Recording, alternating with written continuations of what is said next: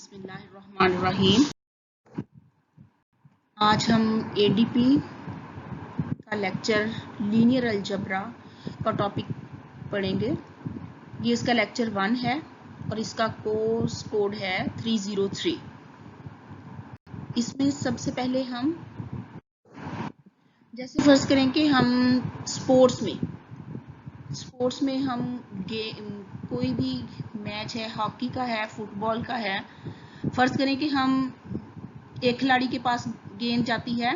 यहाँ हम सिर्फ 4 खिलाड़ियों का जिक्र करते हैं, ए बी सी और डी।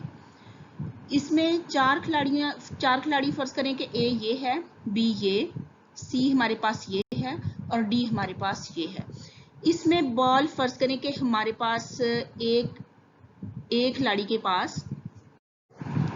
के पास बॉल है और वो खिलाड़ी नंबर सी को पास करता है। ये एरो शो कर रहा है कि ये ए से सी की तरफ जा रही है, ठीक है।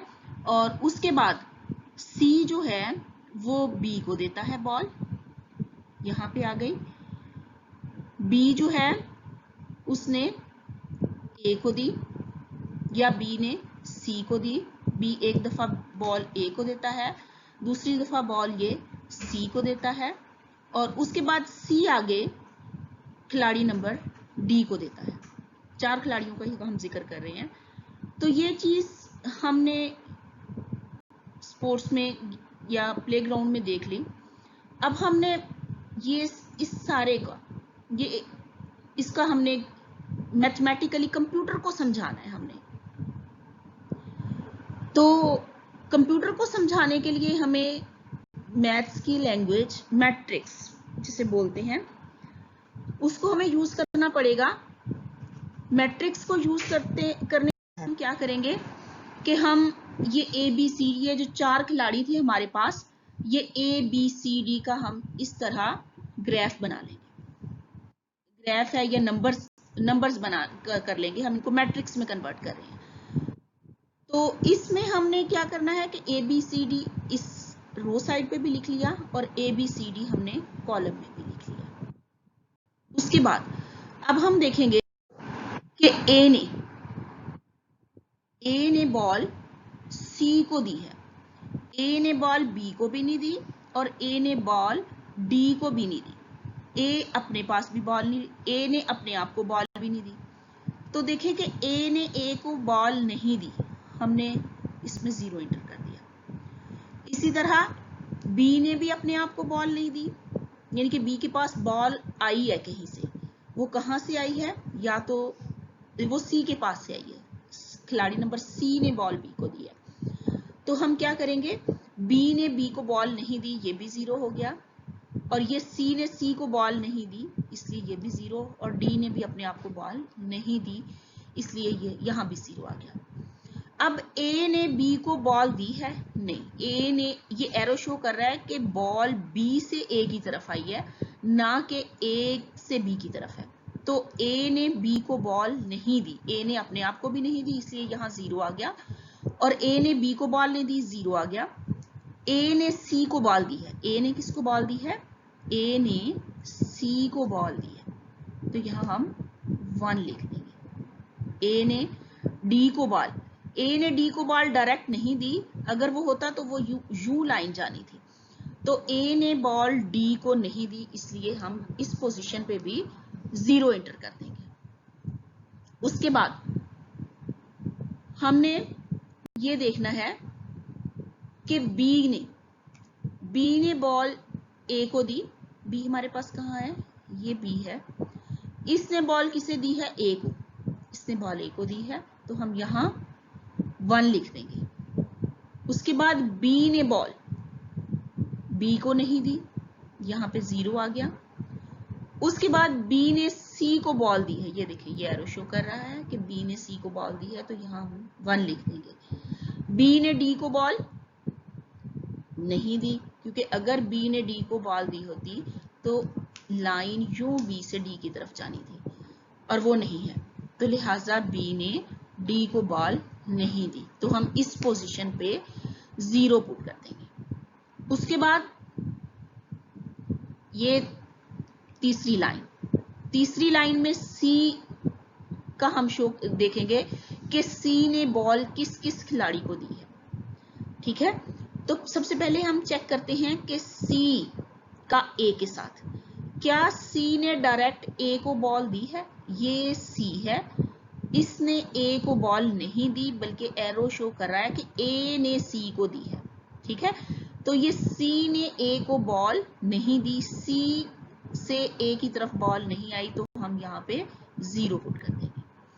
और उसके बाद सी ने बॉल बी को दी, ये देखें ये सी है, इसने बॉल बी को दी है, ये इधर एरो आ रहा है, इसका मतलब है कि सी ने बॉल बी को दी है, तो यहाँ हम 1 पुट कर देंगे। उसके बाद सी ने सी को बॉल नहीं दी, सी के पास तो आनी है ना कहीं से बात, तो सी के पास बॉल नहीं है, यहाँ हम 0 रखेंगे। उसके बाद सी की बॉल डी को गई है, जी गई है, ये देखिए ये एरो शो कर रहा है सी की बॉल डी को गई है, ये वहां हमारे पास ये बॉल डी को आई है। ये अब डी का चार्ट हम देखेंगे, डी ने बॉल किसको दी है? अब ये देखिए अगर ग्राफ में तो डी ने बॉल रिसीव की है, लेकिन आगे बॉल डी ने किसी को नहीं दी, इसलिए हम डी, ये 4th रो है, ये 4th रो में हम देखेंगे पहले कॉलम में कि डी ने ए को बॉल दी नहीं, उसके बाद डी ने बी को बॉल दी 0 नहीं दी, डी ने सी को बॉल दी नहीं दी, और इसी तरह डी ने डी को बॉल दी नहीं दी। अब ये हमें शो कर रहा है, अगर हम इसको ये जो पूरा हमने एंट्रीज की हैं, इन एंट्रीज को हम यूं ब्रैकेट में क्लोज कर दें, एक ये ब्रैकेट और दूसरी ब्रैकेट ये वाली, कि इन ब्रैकेट्स में हम क्लोज कर दें, तो ये एंट्रीज ये सारी ये जो अंदर हैं ये हमारे पास क्या है, ये एंट्रीज हैं। तो ये चीज जो है ये रो को शो कर रही है, और ये जो ये डाउनवर्ड अपवर्ड से डाउनवर्ड है, ये हमारे पास कॉलम है। तो हमने इनकी अरेंजमेंट कर दी है रोज और कॉलम्स में। इनमें खिलाड़ियों की अरेंजमेंट के हमने खिलाड़ियों की जो प्रोग्रेस है कि उन्होंने बॉल किसको दी है, एक खिलाड़ी से दूसरे के पास जो बॉल गई है, उसमें हमने ये जो अरेंजमेंट की है, इस अरेंजमेंट को जो कि हमने किस में की है, रोज में की है एंड कॉलम्स में, वो हमारे पास, और उसको ब्रैकेट्स में क्लोज कर दिया है हमने। तो नंबर्स को अगर हम अरेंज कर दें, अरे मीन अरेंजमेंट, अगर हम उनको अरेंज कर दें रोज में और कॉलम्स में, तो वो हमारे पास क्या आता है, वो हमारे पास मैट्रिक्स बन जाता है। तो मैट्रिक्स की डेफिनेशन हमारे पास क्या हुई कि arrangement of given numbers in form of rectangular या rectangle array is called matrix, that is rows and columns. कि जो अरेंजमेंट हमने करनी है वो किन में करनी है, रोज में और कॉलम्स में, तो वो हमारे पास मैट्रिक्स कहलाता है। इसी तरह अगर हमारे पास ये अल्फाबेट्स है, स्मॉल अल्फाबेट्स, इसके जो मैट्रिक्स के अंदर जो एंट्रीज होंगी उनको हम स्मॉल लेटर से लिखेंगे, और मैट्रिक्स को डिनोट करेंगे कैपिटल लेटर से, ये हम capital A, capital B, capital C, capital D.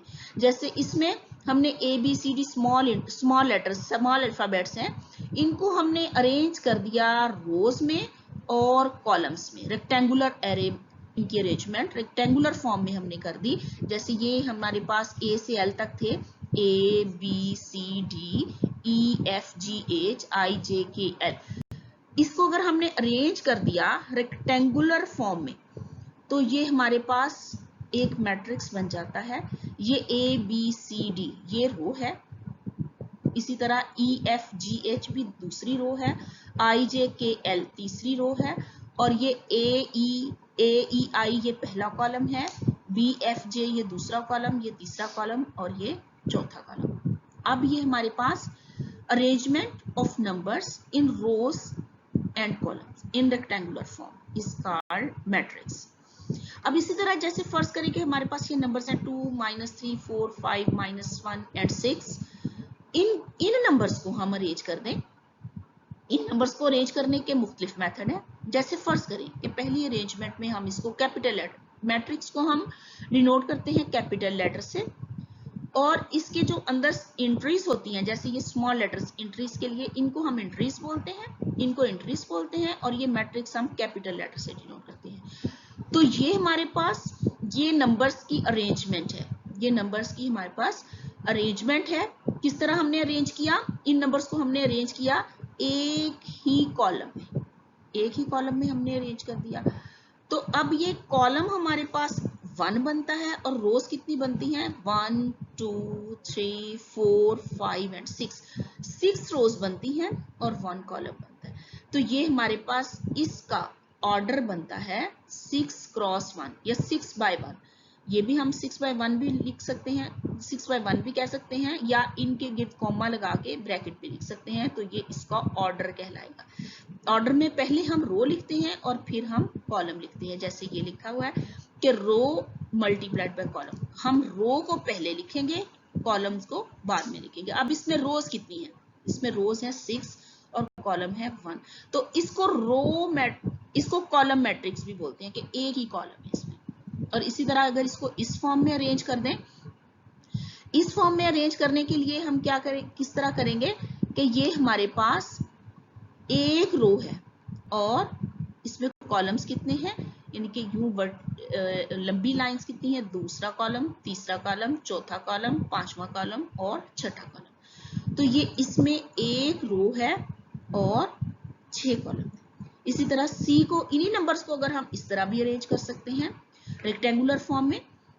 Rectangular form में हम इसको और किस तरह अरेंज कर सकते हैं, हम इसको 2 4 -1 कर दिया, 3 -3 5 और 6। इसमें 2 रोज हमारे पास हैं और 3 हमारे पास कॉलम्स हैं। हमारे पास 2 रोज हैं और 3 कॉलम्स हैं। तो सी मैट्रिक्स में हमारे पास 2 रोज और 3 कॉलम्स। और डी में हम इनको इस तरह भी अरेंज कर सकते हैं, किस तरह के